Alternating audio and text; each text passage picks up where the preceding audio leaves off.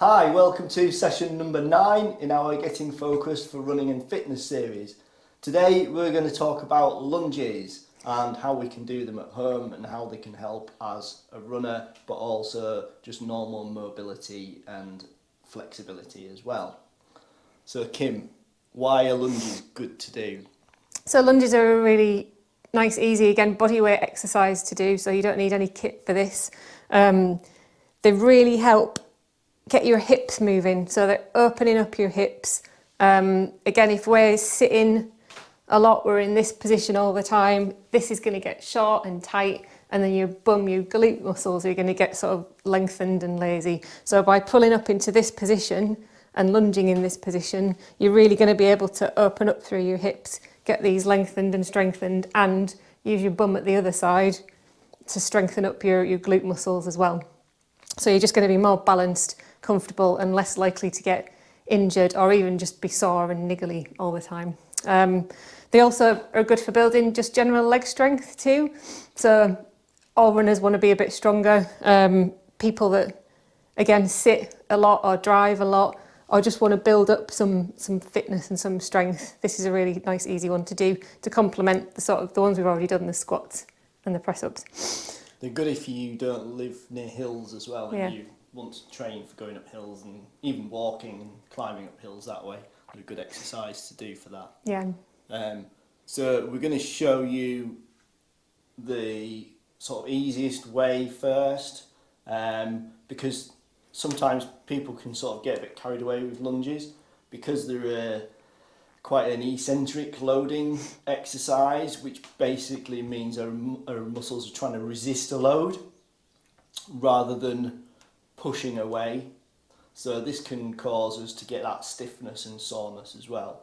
And if we don't do them quite right, we can also hurt our knees. So we need to be really careful how we do these exercises and make sure we do them with good form rather than sort of throwing ourselves into them. So first we're going to start with a backward lunge.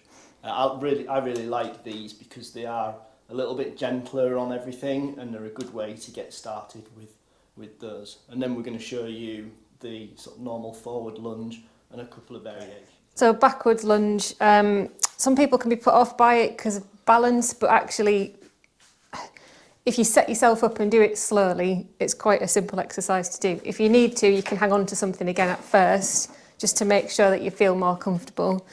You want to be standing with your feet about hip distance apart or a bit wider if that feels more stable.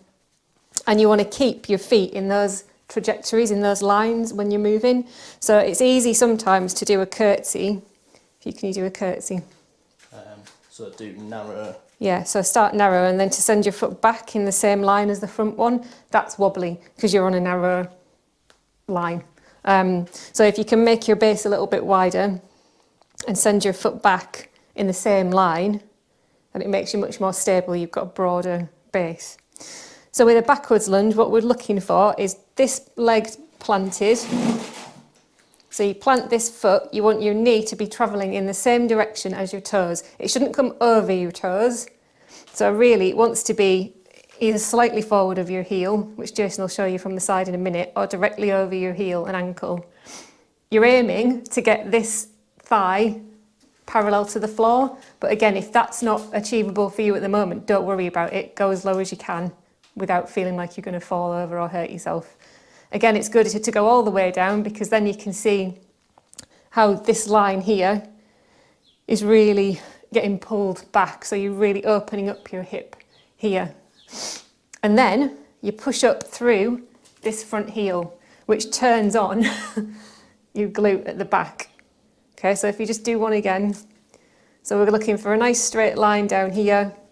We're pushing up through that heel. So you could even lift your toes up to make sure that you're pushing through your heel. Anytime you're pushing through your heel, like with squats, you're going to be firing up your bum.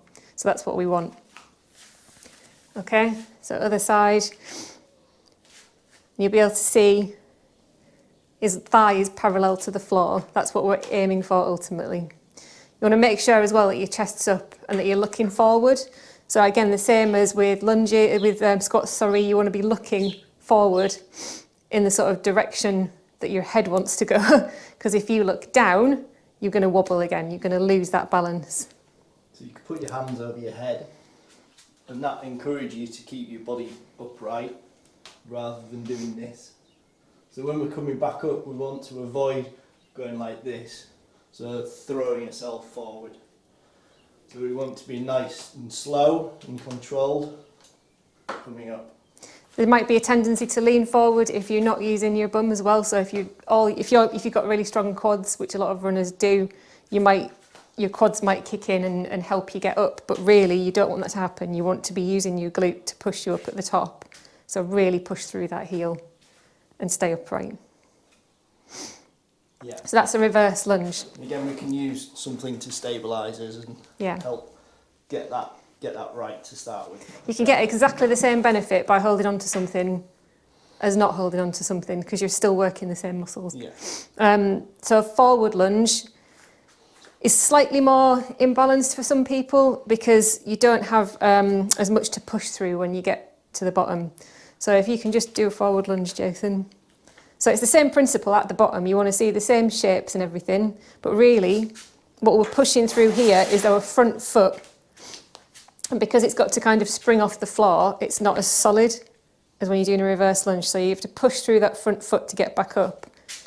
And for a minute, you're off balance, aren't you? So it's a little bit harder. Yeah. So you need to push a little bit more. And again, the tendency is to kind of do that and then throw ourselves back. So you kind of doing that, but we can hurt our back doing that. But also you're not working your glutes as well either. So you can see when he pushes off, he's actually, the last thing that comes off the floor is his heel. So again, he's firing his glute by pushing through his heel, which lights up the whole back of your leg. Okay. Do some forward ones. And again, the stance is important, isn't it? Yeah. So we don't want to be narrow like this.